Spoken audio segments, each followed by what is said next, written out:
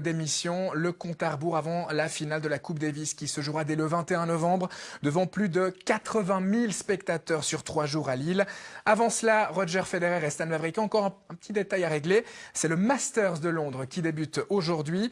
Roger Federer entre Lys ce soir, Wawrinka demain, mais hier c'est ensemble qu'ils se sont assis face à Isabelle Musi pour un entretien exclusif.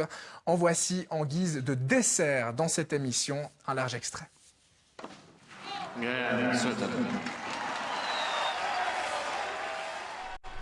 Une première petite question pour se mettre en jambe. Vous vous appelez Stan. Cet animal, si c'était un animal, ce serait quoi? Buff. Non, je sais pas. Si, C'est bien ou pas?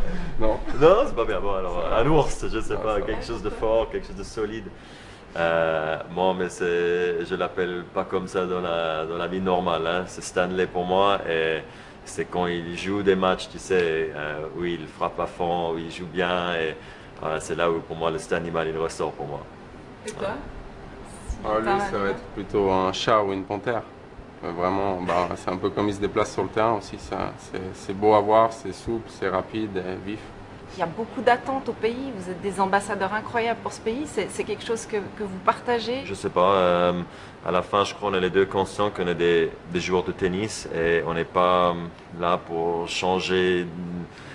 Je sais pas, les règles en Suisse, voilà, on n'a pas ce rôle-là. Après, on peut beaucoup inspirer et motiver les gens via le sport, c'est quand même assez sympa aussi. Et oui, avec le tennis, je pense à une plateforme assez unique aussi. Alors, moi, ça me fait plaisir de partager ça avec Stan. Lui, plus Suisse romande, moi, peut-être plus Suisse alémanique à la limite. Moi, je fais ma carrière à mon rythme, comme je peux. J'essaie de faire le maximum avec ce que j'ai. Depuis les 2 dernières années, ça se passe plus que très bien, mieux que ce que j'ai jamais espéré. Justement, est-ce que ça vous a rapproché le fait que Stan gagne un grand chelem? Pour moi, d'un côté, oui, parce que je sais de quoi il s'agit de gagner l'Australie ou des grands chelems ou des Masters 1000. Monaco, non. Ça, j'ai jamais gagné. Alors là, il est seul. Voilà. Non, mais honnêtement, de ce côté-là, on se comprend et ça m'a fait énormément plaisir pour Stan qu'il a pu gagner l'Australie parce que c'est quelque chose qui te reste à vie, que personne ne peut t'enlever, c'est le moment pour toi-même. Après, on peut y discuter, moi je sais par où il a passé, et comment il est arrivé, alors c'est très particulier en tout cas. Ouais, moi je pense que c'est plus l'année qui a fait qui nous a rapprochés, le fait d'avoir cette Coupe Davis où on va jouer la finale, le fait d'avoir passé beaucoup de temps ensemble. Je pense que le fait que je gagne un grand chelem, ça nous a apporté d'autres discussions, justement de pouvoir parler d'autres choses, de son expérience, de ce qu'il ressent et aussi moi ce que j'ai ressenti. Et après, on a toujours été proches, mais c'est vraiment, je pense, le fait d'avoir passé beaucoup plus de temps en Coupe Davis qui fait que forcément cette année c'est un peu différent des autres années.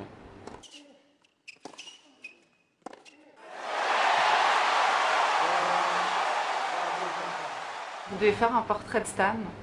Quelle serait sa principale qualité et son principal défaut?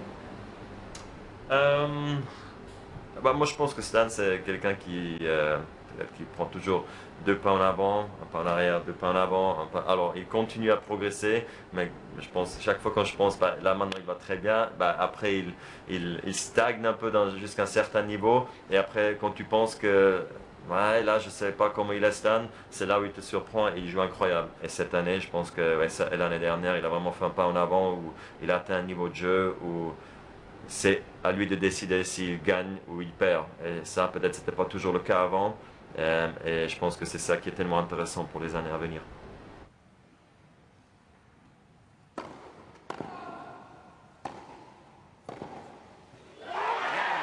Pour moi, c'est clair qu'il a une facilité à s'adapter, que ce soit sur le terrain, que ce soit pour jouer les adversaires, pour les matchs, mais aussi à pouvoir facilement donner des conseils, à pouvoir facilement parler avec n'importe quelle personne. Il y a d'autres sportifs, ils n'ont pas cette facilité à être ouverts et à pouvoir partager autant que lui. Quelle question vous rêveriez de lui poser si vous étiez à ma place, si vous faites une interview exclusive avec lui? Peut-être le passé, le fait, je ne connais pas exactement l'histoire comment il est entré dans le tennis, vraiment, réel, et pourquoi il est parti en Espagne, et pourquoi il est revenu, et toutes ces conneries-là, je sais pas. Oui, merci. Ouais, mon français, quelquefois, il me lâche. Non, mais je veux dire, le début, je ne connais pas assez, et j'ai jamais vraiment assez approfondi, parce que je trouve que c'est intéressant, parce qu'il est parti un peu seul. Et la première fois quand je l'ai vu au Centre national à Bienne, je pense que tu avais 16 ans et moi j'avais 20 peut-être. J'ai jamais entendu de ce Stan Wawrinka et je suis sorti, je dis mais il joue de loin derrière, il a un revers incroyable, c'est vraiment une sorte un mec de terre battue.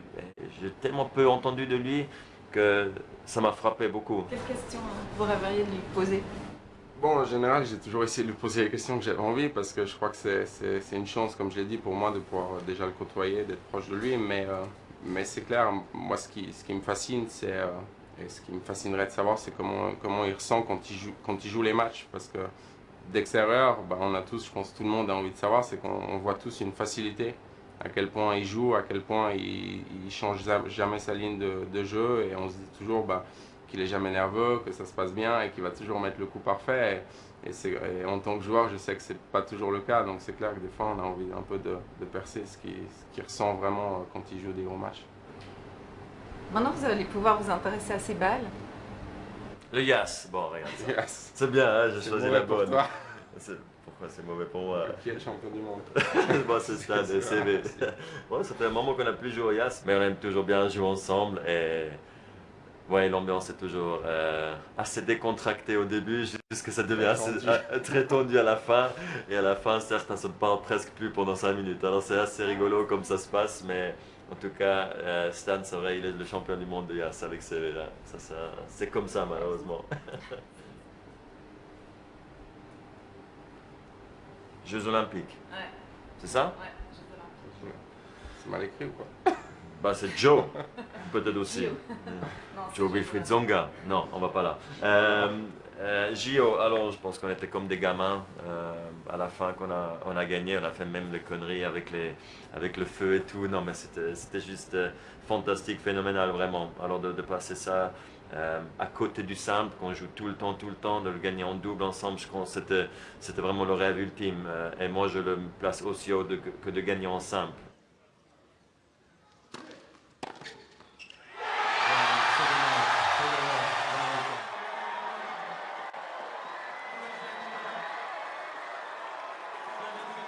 Vraiment remporter cette médaille, je crois que c'était quelque chose d'exceptionnel. Après, pour moi, encore une fois, il y a eu tout ce qu'il y a eu à côté aussi, pouvoir voir tous ces grands champions au village, pouvoir j'ai eu tellement d'anecdotes avec CV.